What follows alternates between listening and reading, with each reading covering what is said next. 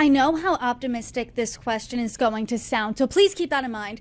But is there a way where we could see long-term stabilization in the Middle East between Israel and the Palestinians, and what part would the United States play in getting there?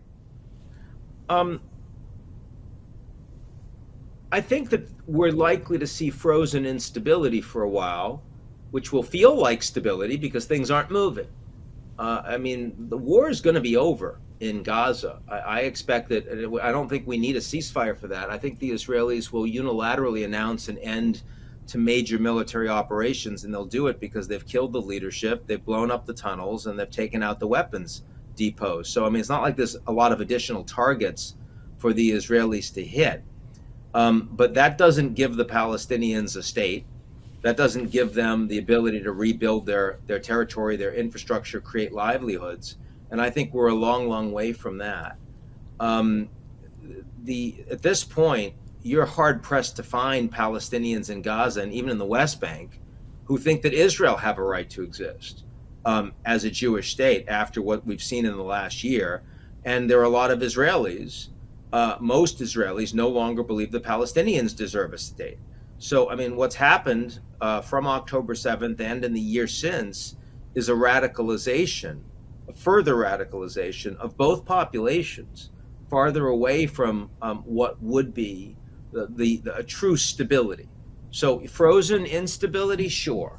Creation of conditions for long-term stability, I think we're farther from that than we were when the war started. And who do you think is more equipped to create the long-term stability, a Trump presidency or a Harris one? Um, I'm not sure, actually. I mean, a Trump presidency is much more likely to work closely with the Gulf states to try to rebuild Gaza. Remember, when Trump was president first time around, his first trip as president was to Saudi Arabia, and then he went to Israel. And then he went to the Vatican, right? I mean, it was like not what we normally see from a president. Canada's usually the first trip, right? And he's very comfortable with the leaders of the Gulf states.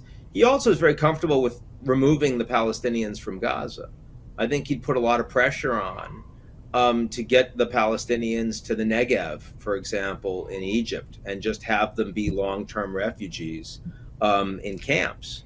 And that's not an acceptable outcome for the Palestinians. But, the Palestinians are obviously the losers of this conflict. And the question is, who's going to take care of them when they're no longer in the headlines and the fighting isn't happening? Historically, the answer has been nobody.